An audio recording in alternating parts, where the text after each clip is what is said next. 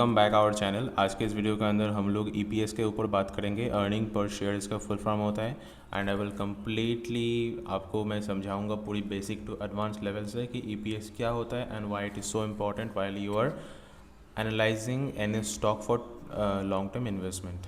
सो आप इस ticker.finology.in website के अंदर आ जाइए। इस वेबसाइट के अंदर आप फ्री में इंडिया के अंदर सभी लिस्टेड कंपनी का शेयर्स एनालाइज कर सकते हो। सो हम लोग अभी ticker.finology के अंदर लेट रिफ्रेश मी वंस। तो हम लोग market cap, enterprising value, cash, promoter holding, इस सब के ऊपर ऑलरेडी पर्टिकुलरली सिग्निफिकेंटली वीडियो डाल चुका है इस चैनल के ऊपर। अगर आपने नहीं देखा हो तो देख लेना। आपका इन्वेस्टिंग अगर आप शुरू करना चाहते हो तो आपका एक बेसिक गाइडलाइन मिल जाएगा। एंड आज इस वीडियो के अंदर हम लोग ईपीएस के ऊपर बात करेंगे। नेक्स्ट वीडियो के अंदर sales growth, ROE, ROC, profit growth ऐसे ही चलता रहेगा and we will then move to the charts and P charts क्या होता है and then balance sheet and P and L sheet के ऊपर हम लोग मूव करेंगे लेटर वीडियोस के अंदर। Make sure that you subscribe our channel to know everything and to start your investment journey. So let's start.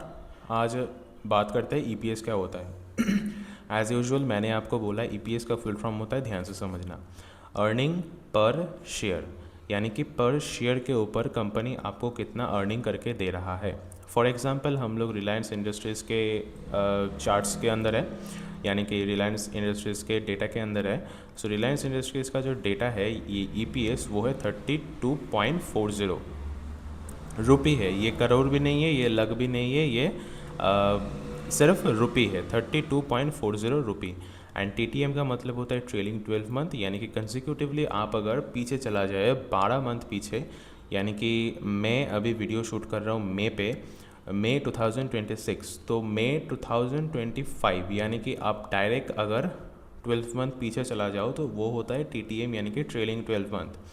And EPS वो मतलब EPS TTM के ऊपर ही कैलकुलेट किया जाता है।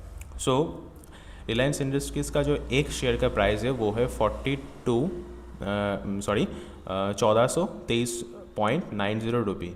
तो 1423.90 रुपी के ऊपर आपका रिलायंस इंडस्ट्रीज़ पैसा बना के दे रहा है, 12 महीने में पैसा बना के दे रहा है 32 रुपी, विच इज़ गुड और bad you can consider, which is हम लोग बहुत ज़्यादा एक्सपेक्ट नहीं कर सकते ऐसे जाइंट कंपनी से। अगर आप निफ्टी 200 या निफ्टी 100 की किसी कंपनी से आप निफ्टी 50 का कंपनीज कंपेयर करोगे तो this is literally you will not find, because Nifty 100 या निफ्टी 200 का जो कंपनीज होता है वो स्मॉल कैप कंपनी होता है।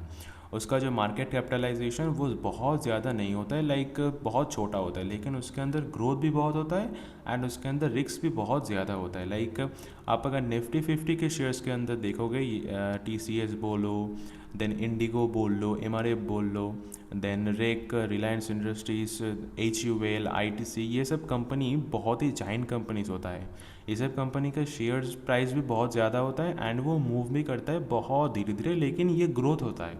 अगर आप लॉन्ग टर्म कंपेयर करोगे तो आपको बाय द वे दिख जाएगा कि निफ्टी 50 का जो कंपनी से वो ज़्यादा ग्रो कर रहा है as compared to Nifty 100 and Nifty 200। लेकिन निफ्टी 100 या निफ्टी 200 का कंपनी से अगर भाग गया तो वो एक महीने के अंदर वो रिटर्न प्रोड्यूस कर सकता है जो इस कंपनी 2 साल या 3 साल में प्रोड्यूस करे। तो ये बहुत ही ज़्यादा इंपॉर्टेंट होता है। So that is why you have to choose your company wisely, जो आपको बहुत ही ध्यान से, बहुत ही शिद्दत से आपको चूज़ करना होगा है, चूज़ करना ज़रूरी होता है। नहीं तो येस बैंक की तरह, नहीं तो सुज़लॉन की तरह आप एक ऐसा कंपनी चूज़ कर बैठोगे, वोडाफोन की तरह ऐसा कंपनी चूज़ कर बैठोगे कि कंपनी जस्ट 400 पे था एंड 4 रुपये पे आ गया। तो this is literally A wrong investment. So you should not make that, make sure about it. So EPS, so let's talk about the calculations of EPS.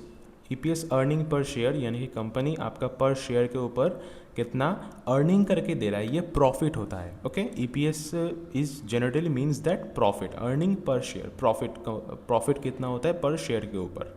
यानी कि आपके पास 1423 रुपये का शेयर है रिलायंस इंडस्ट्रीज़ का एक, तो एक शेयर के ऊपर आप एक साल के बाद आपका 32 रुपये प्रॉफिट होगा मोटा मोटा, ये आप मान सकते हो।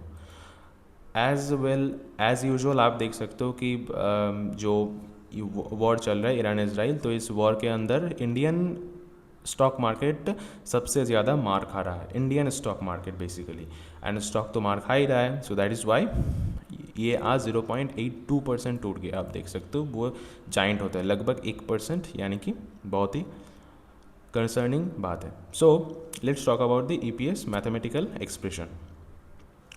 पहले आप EPS अगर आप कैलकुलेट करना चाहते हो तो net profit divided by number of shares, यानी कि नेट प्रॉफिट आप अगर समझना चाहते हो तो प्रॉफिट कंपनी सब कुछ करके उसके पास लास्ट में कितना पैसा बचा, वो होता है नेट प्रॉफिट। सब कुछ करके, बिजली का बिल हो गया, खाना पीना होगा कंपनी से स्टाफ का, जो मार्केटिंग हो गया, एम्प्लॉयज़ का सैलरीज हो गया, एक्सपेंडिचर हो गया, सब कुछ कर लिटरली सब कुछ करके कंपनी के पास एंड में जितना पैसा बचा उसको कहते हैं नेट प्रॉफिट। अगर आप नेट प्रॉफिट देखना चाहते हो तो यहाँ पर P&L का सेक्शन है, जस्ट क्लिक करो। P&L का मतलब होता है profit and loss statement. Okay, so आप प्रॉफिट एंड लॉस स्टेटमेंट के ऊपर आ गए एंड यहाँ पर आपको दिख जाएगा नेट प्रॉफिट, यहाँ पर आपको दिख जाएगा नेट प्रॉफिट। अगर आप देखोगे कि मार्च 2025, 2024, 3, 2 एंड 1, ये मार्च 2025 तक अभी डेटा अवेलेबल है। जब फाइनेंशियल ईयर्स यानी कि मार्च 2026 का जो अभी भी अपडेटेड वर्जन इस वेबसाइट के अंदर नहीं आया है, सो आ जाएगा किसी नेक्स्ट मंथ के अंदर, आई थिंक आ जाएगा। तो सो मार्च 2025 का जो नेट प्रॉफिट है कंपनी का वो है 35,262 CR। ये आप देख सकते हो, all figures just in crores, just ये EPS के अलावा।